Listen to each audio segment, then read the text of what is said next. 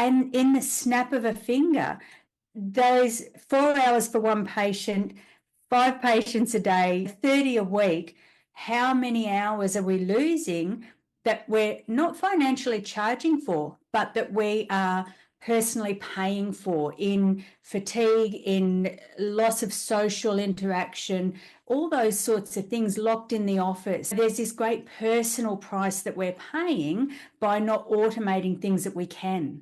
Yeah, for me, it was time away from my kids and my wife. Here I was, because you like, again, the volume of people that you just spoke about, that if you're seeing that amount of people through the week, not every one of them can get a meal plan. That's impossible. Welcome to How to Build a Profitable Nutrition Business. If you love nutrition and you love helping people and you want to be in the game long enough to keep doing that, then this is the podcast for you. Let's get into it. Today's guest is a lady by the name of Sandi Gerry. Sandi is an honours student at Trobe University who has just undertaken some research on meal planning software. So obviously, as the owner of Mealzee, a meal planning software solution, this piqued my interest. Now, quick disclaimer, I had zero influence over the design or outcomes of this study, but I was consulted and our users were offered the opportunity to provide their insights into the study. So Sandi's coming on today to discuss the impact for nutrition professionals on meal planning software. So as nutritionists or dietitians or naturopaths, meal plans are what people come to expect when they come to see us, but there is a little bit of resistance and friction within the industry. So can meal planning software help our business and help our clients? Well, you'll have to listen. Let's get into it. Welcome back to another episode of How to Build a Profitable Nutrition Business. Today, I'm super excited to introduce you to the amazing Sandi Gerry. I'm sure by the end of this episode, you'll appreciate how much energy Sandi has. She has a contagious energy that has been a pleasure to work with. And us have crossed through some much needed research. Now, Sandi has just completed an honours project through Trobe University, which has actually looked at the effectiveness of meal planning software. Now, a disclaimer here is Mealzee has had no influence over the outcomes of this study, but obviously being meal planning software, we were able to provide our insights and access to some of our users to participate in the research. And it's been fascinating reading for me, but it's just a really great insight, I think, for our podcast listeners to appreciate where other people are at and what their thoughts are around meal planning software and how it can really help your business. And so, Sandi, what is it that drew you to this field of research? Because there's not a lot of research in this space. Previously to doing honours, there was another degree that I'd done, and part of the coursework was to be in a clinic environment where we had clients, patients coming in, and their expectation was really that they would have a script for some supplements, and then they would also have a diet or a meal plan to go home with. They were lacking some really good modelling, and we're heavily surrounded with advertising of what a meal looks like, which is generally, from us that are there, is nothing like it should look like. And there's a lot of confusion. And for me, I've been on that side where I just don't know where to turn, and it's really hard. So you go and you see your dietitian or your nutritionist, and you walk in and they tell you all the wonderful things about how much you should have and what you should have, and increase and decrease and all these things. But then you walk away and you think, what have I got in my fridge? What have I got in my cupboard? Can I cook? What do I need? I'm going away. What do I do with this? And a meal plan is really a great answer to that. It's a great response to that hole for the person that needs that experience. And so when I saw this study, and I thought it was really interesting because it was asking, what's the perceptions from the healthcare provider, from the nutritionist, from the dietitian, from the holistic coach? What is their idea of supplying a meal plan? And what do they think about the platforms to assist them in doing this? What are they looking for? Why are they using them? Why aren't they using them? Because they're a great tool, right? I wanted to know more. What do people think?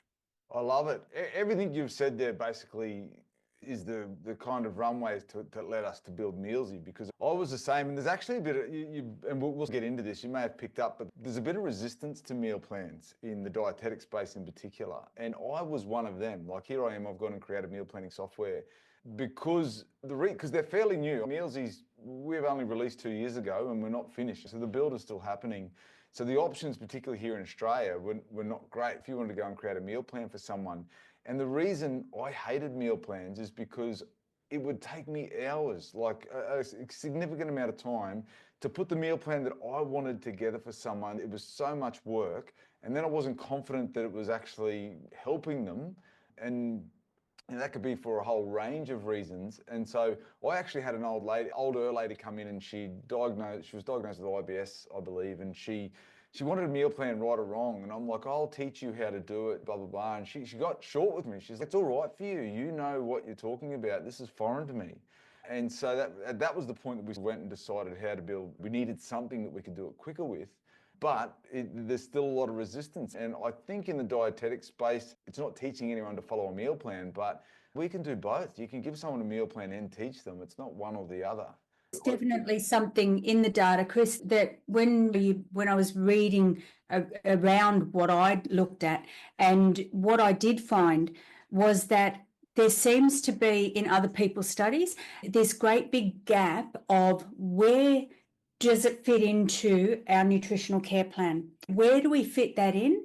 And how do we, as the healthcare professional, facilitate that emerging of it? Exactly what you've said is exactly what the data says. And that is that if I don't know where to put that meal plan into my care cycle, where do I fit that in? And then if I, on top of that, don't know where I fit in to facilitate the introduction of that, then it's not going to happen. Yeah, exactly. So why do you think this is such important research then for health professionals? Look, there was a couple of reasons that I came in, and I think with any research, you try and stay a little bit out of it as the outsider looking in so you can get the greatest experience from what you're finding. But coming in, for me, I thought, as a new practitioner, I've got to build my bank of resources, and I have to trust the resources so that when I'm busy, when I'm tired, when I'm out of time, if I pass off some admin work to my husband, that he can just push go. I can say, do you know what? Can you just send this meal plan to this person? Everything else is templated, just attach and go. And I need to be confident that's there. And as a new practitioner, as a business, it's only been around for 3 years, and even go as a person going into someone else's business where there's minimal resources, that amount of exhaustion just thinking about it is a nightmare. So, then you step away from the whole process and your client's not getting that great experience that they may be expecting or want from you. And time poor, we all hear it. We all know what it feels like. Sometimes we don't know how we got there till we're already there. And this is one of those tasks that can be, to a point, automated. There's minimal input that you need to put into a meal planning software that spits out this huge amount of data and information for your client. You're going to have ones that people really resonate with. What we found through the studies were things that had recipe cards, great photos, how to step by step, a shopping list, a little bit of interaction so that they could make a few tweaks, options. If I don't like sultanas, I can take them out and everything's going to be fine. So they're the things that people wanted. And so that really brings down that fatigue level, not only during the day, but that day on day. And we're recording today, and for a lot of people, it's their first day back at work. Over the next few weeks, it'll be first day back at work and kids at school. And if you're in this role where you then also are coming back to work, and the first thing people want after Christmas, the media will tell us everyone wants to get back on track, or they've got a New Year's resolution, or they're really feeling that they've undone all their good work from last year. And so that is going to be a huge amount of people's work, and it's going to be a huge amount of those stopgap clients or patients that you see where best intentions, and they really need to be set up to go forward. And one of those key tools for them is modeling on what it looks like. And you just want to set them up for the best. And so if you give them the whole process, which a meal plan will do, that's really helping them between the appointments. Yeah, that's right. And that's the job of the health professional then, isn't it? To communicate that benefit. Absolutely. But that time-saving feature that you spoke about, like for the health professional, one of our users with Mealzee said to me that she would spend 4 hours, she just spent 4 hours the weekend before creating a meal plan for someone, for one client. Now, her hourly rate is $150, $200 an hour. That's an expensive meal plan. But as health professionals, we tend to be like, we just want to help people. We don't think of that cost, do we? Like, we're not. And we don't think of that personal cost to us. So we don't think, we sit down and we do our business plans. We all sit with our tax guy and we sit with our accountants and we sit with our business advisors and we do all these things, and they say, how much are you going to charge, or how much do you want to earn a year to keep your lifestyle, and how much is your business going to cost? But when we say we might want to say we want a bit of a nice work-life balance, and we might want 3 or 4 really good clients a day. That's what we want. And so we work out how many of those and how much is it going to give us at the end of the year. But that 3 or 4 clients, did we then add in that 4 hours of meal planning? And can we reuse that 4 hours that we've just done? So we're now saving 4 hours. And how do we equate that on the spreadsheets? Is it a one-off? Will we ever see somebody with IBS again? Will we ever see someone with celiac disease again? We don't know. And then what has changed? What food trends have changed? We've only got to look at the trends that changed coming through those few years that we don't talk about very much anymore. And food changed, lifestyles changed, outlooks changed. And in the snap of a finger, those 4 hours for one patient, 5 patients a day, 30 a week, how many hours are we losing that we're not financially charging for, but that we are personally paying for in fatigue, in loss of social interaction, all those sorts of things locked in the office? There's this great personal price that we're paying by not automating things that we can. Yeah, for me, it was time away from my kids and my wife. Here I was, because you like, again, the volume of people that you just spoke about, that if you're seeing that amount of people through the week, not every one of them can get a meal plan. That's impossible. That's huge. And so, yeah. Who are the type of people that participated in the study, Sandi? Yeah, so during the study, we didn't drill down on specifics. What we did was we asked if you were a healthcare professional that either was currently using a meal planning platform or had used one in the last 3 months. So that's how we defined what a user of a meal planning platform was. And then we also asked that if you weren't doing that, if you hadn't used, get involved anyway, because we want to know why. We want to know, is there potential for you to use, and what would make you use? What is it as an outsider looking in that you think a meal plan is going to do for you, your business? How useful is it going to be? And what do you think the risks are to using these meal plans? We got the fors and against, or the users and the non-users is how we termed it within the paper. And look, we really did get a broad range, I feel, because we put it out to the membership of yours. We put it into LinkedIn. We ran Facebooks. We threw it on the different social pages, and we just really cast the net wide. We were unique in that we were asking about the healthcare professionals' perceptions of this. We weren't asking about the outcomes. What do you think your patient outcomes are? Or what are the patient outcomes? Or have you seen a difference in cardiac risks by implementing this particular software? And we were also different in that we were looking at platforms or software as opposed to apps. With an app, you've got all that autonomy. It comes on generally on a phone. It's pretty self-explanatory and it's all in there and you just go for gold. Whereas with meal planning, there definitely needs to be that driving by the healthcare professional. So it's not something that would be commissioned by a client. It would be the facilitator is the healthcare professional, and then that gives that ability for the healthcare professional to give that coaching and that guidance and that behavioural reinforcement throughout the time that they've got their client with them, which I think is really defines the difference between a meal plan software or platform like yours or an app, one where we're tracking. I think that really it was the difference, and that's certainly my mind going in and throughout the study, was that you really needed to have that opportunity for the healthcare professional to instigate, to drive, to explain and to coach through the reasons why. I think it's probably worth mentioning here too, for anyone that's never created a meal plan, like, because when I tell people how long a meal plan actually takes if you're not using dedicated software, they just think it's just throwing meals together. But the problem is, in the back of our mind, we've got the RDIs, the suggested dietary targets, the calorie targets, the macro targets. So all of these things are floating in our mind, and we've got to somehow merge all these recipes to then go and tick all those boxes.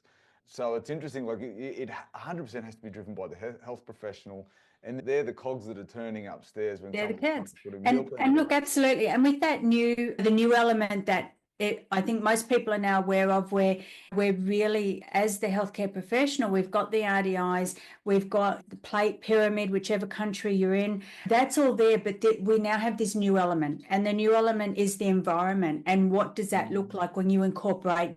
This is one of those shifts. And when we're looking at no waste, low waste, recycling and environmental factors, and that's truly part of our job when we're doing this. We can't be advising people to eat the rainbow when half of the rainbow is non-existent or it's doing dreadful things, or we're going to throw away half of the rainbow. So we've got all these wonderful catchphrases and things that we do because we've always done it. And of course, that's another thing that came out in the study, and that is that people who are more likely to take up these technologies are people that are already experiencing the use of technology, but they also need to have that peer group support.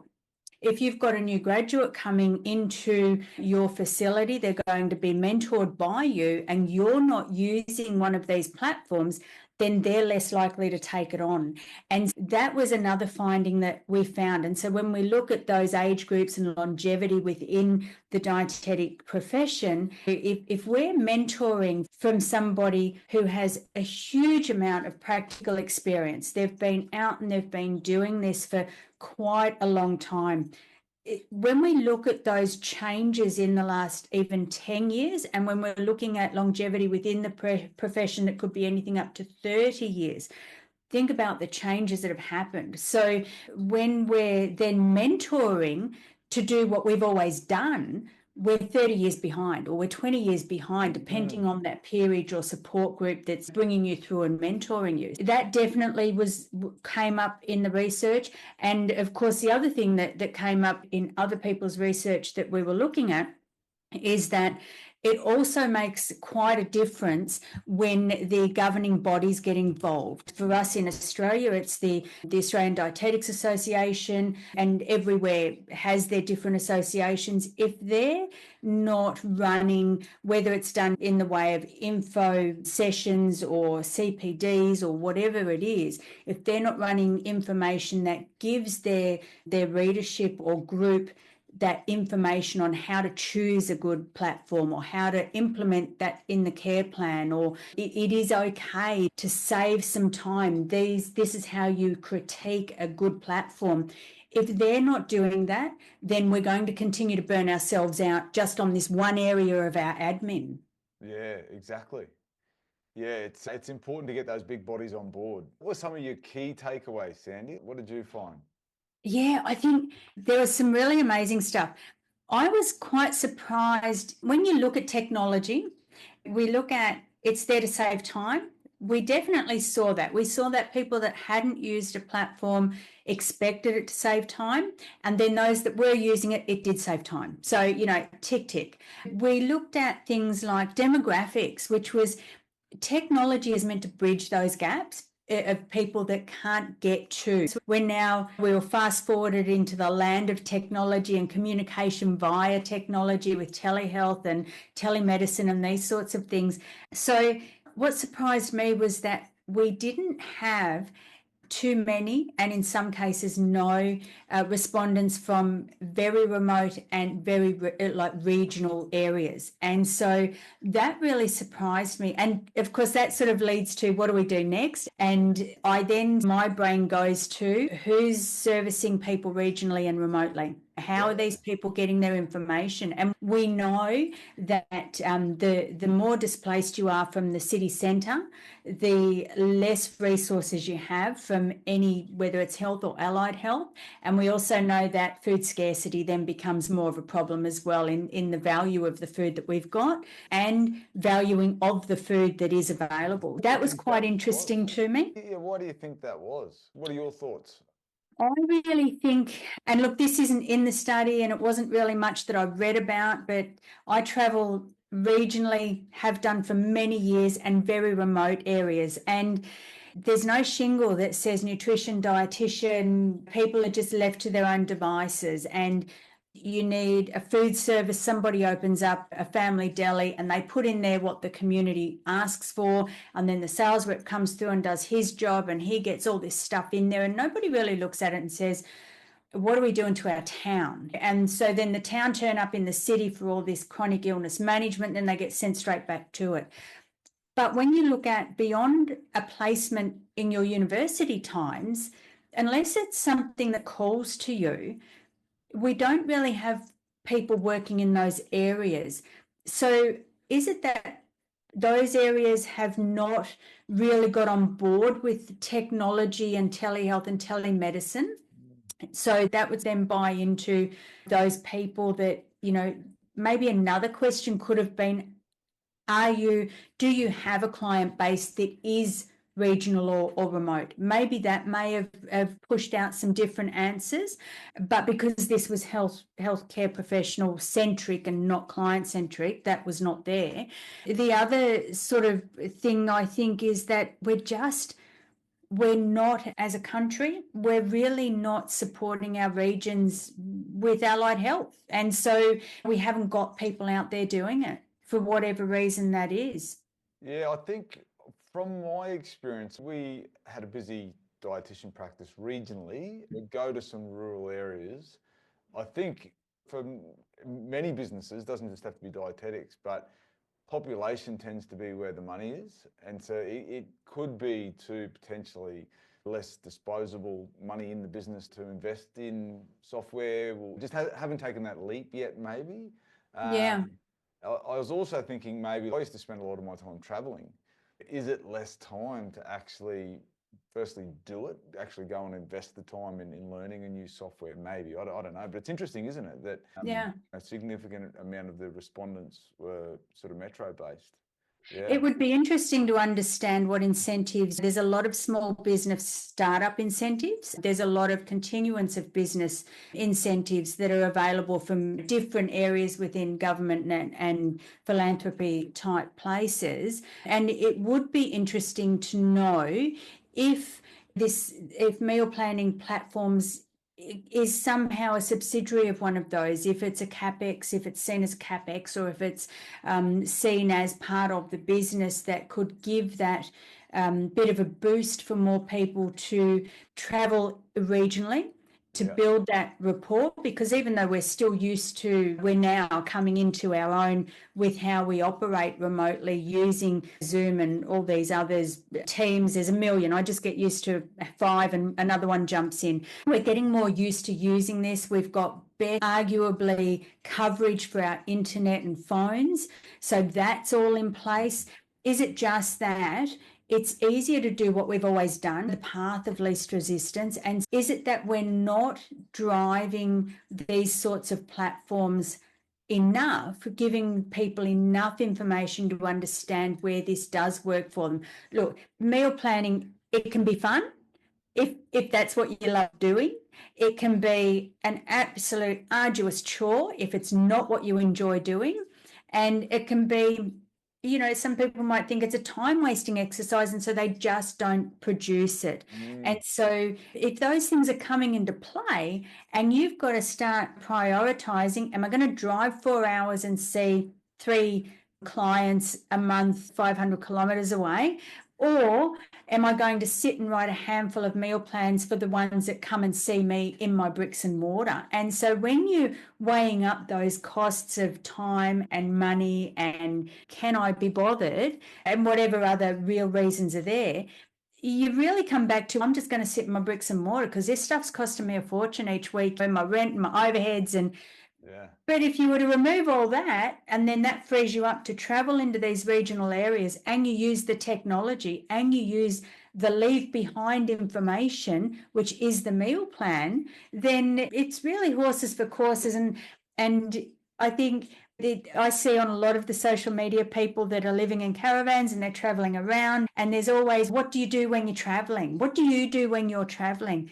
So if you're not locked to a bricks and mortar, this is definitely an opportunity for what you can do when you're traveling. Yeah, we're preaching to the converted, but it's like thinking about those hurdles, if you like, that are holding people back. I'm thinking like trying to get into the headspace of when we had our businesses. You probably already got a little bit of fear, or not fear, but PTSD thinking about meal plans as it is. And then like the bandwidth required to learn anything new can be a problem. And that's certainly one of the issues that we need to address with Mealzee, is that onboarding. Like, we've got an onboarding process, but people still need to dedicate some time to it, and to just making it easier and more seamless for people to get on board, which it seems like could be one of the barriers for people. And I think onboarding with anything new, I never miss one of your podcasts. So I am onboarded by everyone that you've ever spoken to. I'm one of those people that just loves listening to everybody you speak to, and they've all got fantastic business opportunities to help me. And so I onboard with everybody. But every so often I'll think, oh, I onboarded and I haven't done anything more with it. And so then I think, oh, I better go back, because this tool was really going to help me, and I was on board, and they spent the time and they talked me through it, and they really were passionate about their product, and I could see how it fits in with my business. And yes, it's going to work wonderfully. But then I've gone away and got busy, and now I'm ready to revisit it, because now it is important to me right now. Before, it was important to me because it was new and I wanted to know about it. Now it's important to me because I'm ready to use it. And so I'm ready for onboarding again in a usable fashion. And I think one of the things that I feel missing in onboarding is the onboarding walks me through the process of what the system can do, what the program can do. Yeah. If I had a patient's history or case study that's one of mine, and you said, this is how we're going to implement for this particular client patient, I could walk that right through the processes, and that would make sense to me.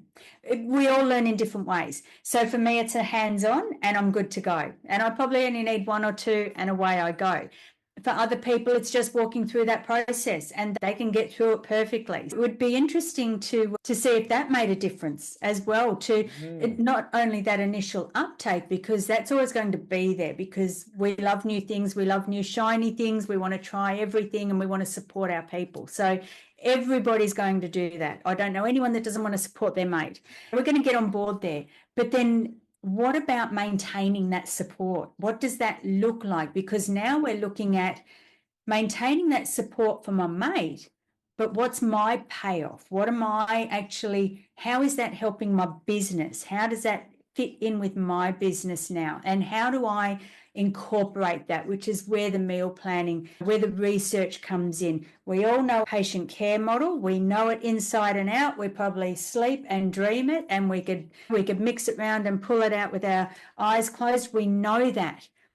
What we don't know is that introduction of, where does the platform fit in? We know where we're going to hand out our information. We know where we're going to set our goals. We know where we're going to, what are our markers to have the goals shifted? Are we on board? Is it working? Do we need to tweak things? We move around that process.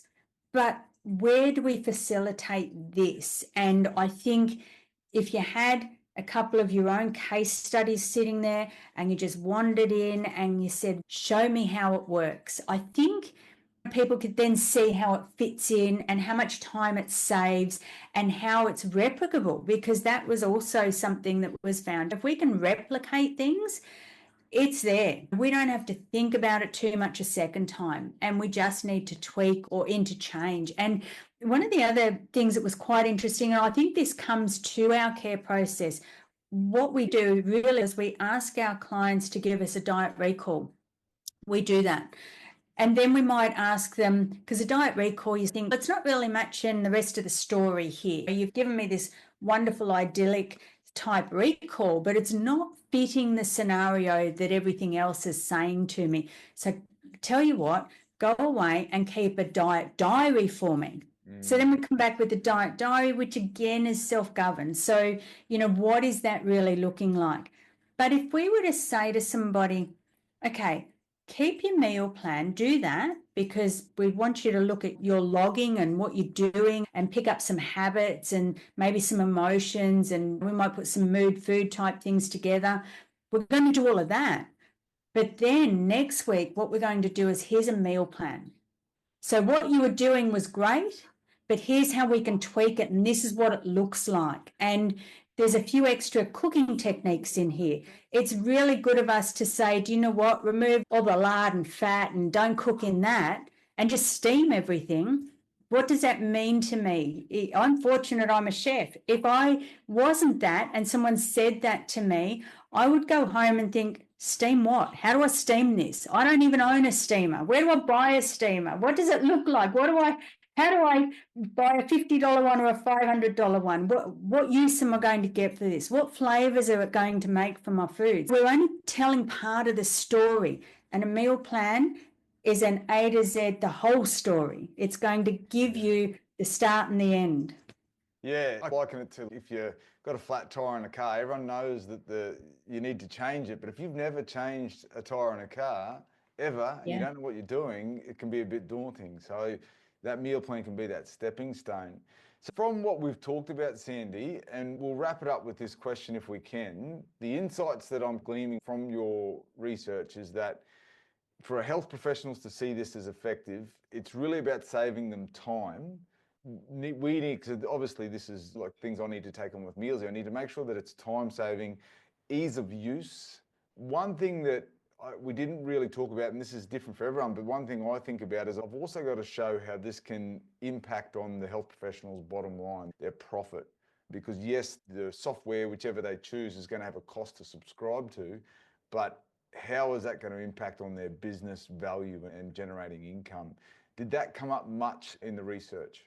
Yeah, it did. And so for those that weren't using the meal planning, they expected that it would save them money. That was their expectation. But then for them that were using the meal planning, it certainly saved time, and it added value to their practice. It added a different dimension to their practice, because what it then enabled them to do was it freed up more time to personalize a bit further and give that real humanistic personal touch to what they were doing. So I think what comes up in the literature is people think that when we supply a meal plan, we're removing that, where in actual fact what our users identified through the study was that no, we're actually freeing up more time to do that. There was also a deterrent that we threw out there.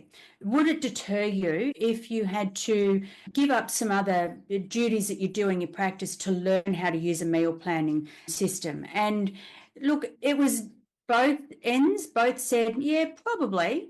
But do you know what? People were using it, and people onboarded, and people were still happy, and that payoff was worth it for them. That's what we found in our study. That was definitely in there. They found non-users expected that it would enhance the team. It would make the team more efficient. The people that were using, they said, yep, absolutely. Absolutely. It is absolutely making us more efficient as a team. So we're talking about efficiency, we're talking about reducing the time designing meal plans. Everybody, the non-users said, yep, we expected to do that. The people using it said, hey, do you know what? It's doing it. So those are aspects that initially, when you look at onboarding anything new, as a anyone that wants to do anything new, it is creating a new habit initially. And like I said before, path of least resistance. If it's creating a new habit, we have to maneuver a little bit initially, but we make it happen. And as healthcare professionals, we all have things that we need to do throughout the year to stay accredited, to stay involved with our affiliations. And this would just be no different. There would be no extra time other than that sort of time put aside. I've been walked through 3 meal plan platforms, and all of them somewhere around the hour of one-on-one tuition, and walked away and could drive these things. I could drive these things enough to be efficient, to make my team, where I could then feel confident enough to say, hey, sit down here. I want to show you this new concept, this new thing that we're looking at implementing in the business. I'm going to run you through. While it's fresh in my mind, you tell me what you think. I was confident enough after an hour to be able to do that. There's definitely that initial time input in the study showed that it would reduce take-up, but that it hasn't. I think once people step outside what they think and just have a go at having a play, just have a play with this thing and see what it can, they really see that worth in value and what it can bring in the broader concepts of value to themselves and the business, in that they can expand the business into new services. They can reduce their hours of working. They've got more life work balance in literal hour terms. And that's what we all want. We all want to get that work-life balance. And that's why one of your previous guests, and certainly I found it in the literature, we're turning out graduates, and certainly more and more people that are looking at that slow down from 40 hours a week, dream job, 50, 60 hours a week, that are looking to slow down. They're going into private practice. And if you're in private practice, you're not in private practice to work more hours or work harder or work longer. You're in private practice to slow down, and you're in private practice to give that one-on-one personalized touch to who you're speaking to, that real humanistic approach and that environmental approach. This is definitely a way of slowing down and still providing all of that information to your client. It's just understanding where to fit it in and how important it is, and that it's not used as a throwaway. It's not used as a have a free pen, thanks for coming, book another 6 weeks. It's not used for that reason. It's definitely used as a tool. It's used as effectively if it's understood and explained as we do. That's what we do. That's what we're trained to do, is to explain the process and to explain the goal setting and steps to get there. That's what we do. That's the crux of what we do.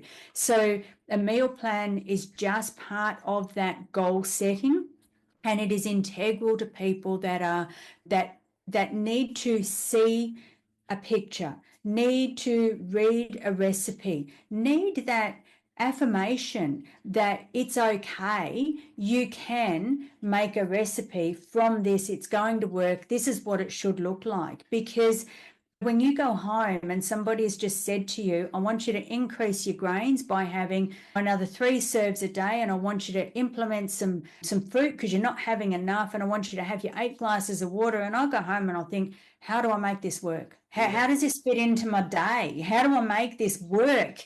We've all got these environmental considerations. So we've got all this wonderful information. We've got this fantastic healthcare professional who is doing their best to get me to my goal, and they're going to reinforce that each time I speak to them. But I've just come home and I have no guidance on what to do. So my natural next thing would be to Google a meal plan.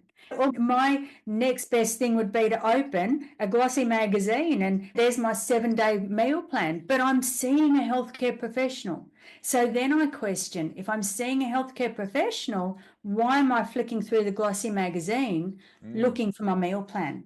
That's one thing we've talked about on here before, is that we're in the business of information as health professionals. We're trying to educate and upskill our clients, but we're at risk of them walking away from those appointments not feeling a sense of value, because you retain whatever it is, 15% of what you hear. And if they can't remember what we've talked about, and yes, we might have given them some nice glossy resources, patient resources and whatever else, they still need a sense of value to walk away with. And that's something they're going to use outside of that appointment. Yeah. Sandi, And I think, there's a lot of fears that we found in research that is part of writing our paper and part of understanding where our healthcare professionals were coming from.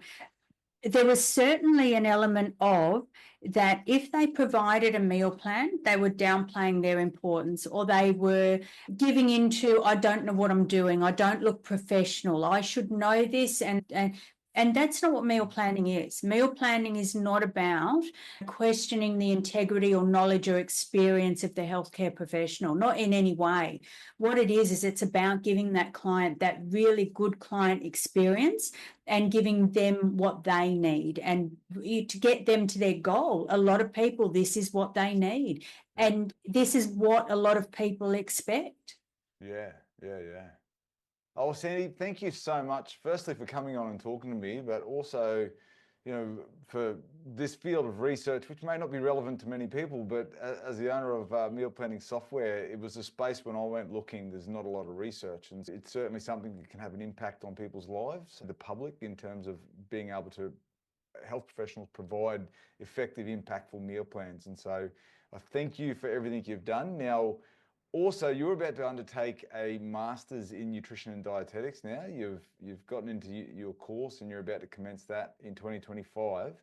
You're also open to any work opportunities because you've had to sacrifice a really good, this is how passionate you are about the field of nutrition and dietetics, is you've sacrificed a great job to then go and pursue your passion in this field. So if anyone's listening to this and they're looking for someone who could do some remote work for them, or if you're in Perth, something local, then please reach out to Sandi. She's on LinkedIn and we'll put all her details in the show notes. Thanks for that, Chris. The research was wonderful. I enjoyed doing it. All right. Thanks, Sandi. Did you find this podcast valuable? There may be other nutrition professionals out there will also. If you like, share and subscribe, it's going to help other nutrition professionals make an impact on the world just like you. Thanks.